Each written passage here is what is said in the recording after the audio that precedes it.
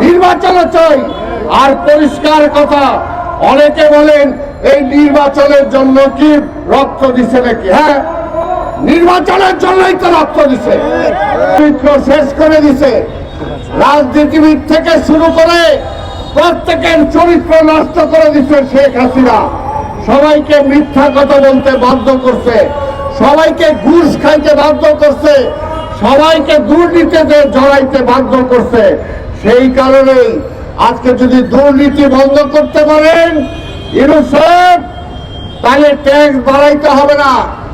আপনি যদি ডাকাত ধরতে পারেন তাহলে ওই পকেট পাইকে আপনার ধরতে হবে না।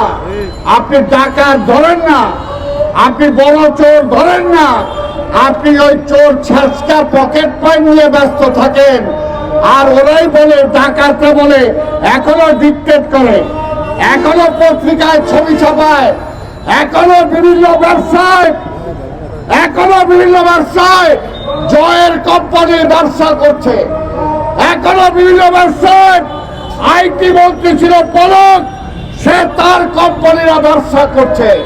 কি করেন আপনারা? সংস্কার। আরে আওয়ামীকে আগে থামান, কালো টাকার মালিকদেরকে থামান, ব্যাংক লুট করছে তাদেরকে ধরেন, এই দেশের মানুষের চরিত্র হনন যারা করছে তাদেরকে ধরেন। খালি সংস্কার কইরা নির্বাচন পিছাইতেছেন। নির্বাচন পিছায় বলেন বিএনপি রাজনৈতিক দলরা নির্বাচন চায়, খালি অন্য সংস্কার চায় না। আরে কে বলছে আমরা নির্বাচন চাই না? কে বলে আমরা সংস্কার চাই না? সংস্কারও চাই, নির্বাচনও চাই। আর পরিষ্কার কথা, অনেকে বলেন এই নির্বাচনের জন্য কি রক্ত দিছে নাকি? হ্যাঁ, নির্বাচনের জন্যই তো রক্ত দিছে। আর নির্বাচন হলো মানুষের অধিকার। রাষ্ট্র পরিচালনা কে করবে? মানুষ ঠিক করবে। সেই নির্বাচন কায়দা দিচ্ছিল শেখ হাসিনা, সেই নির্বাচন কায়দা দিচ্ছিল ভারত।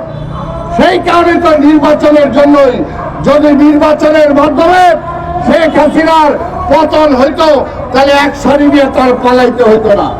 তাই নির্বাচনের জন্যই অবশ্যই নির্বাচন দরকার, নির্বাচিত সরকার দরকার।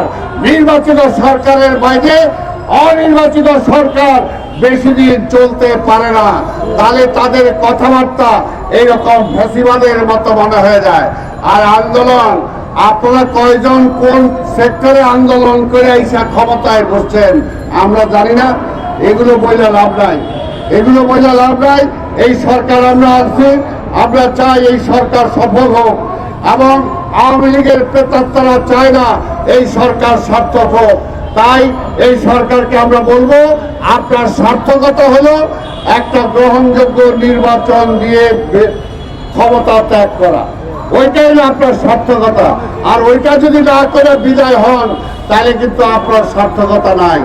সেই কারণে ওই যে বলছি প্রথমেই ইতিহাস থেকে শিক্ষা নেওয়ার জন্য, কাজে সবাই ইতিহাস থেকে শিক্ষা দেবেন এবং দ্রুত নির্বাচনের ব্যবস্থা করবেন।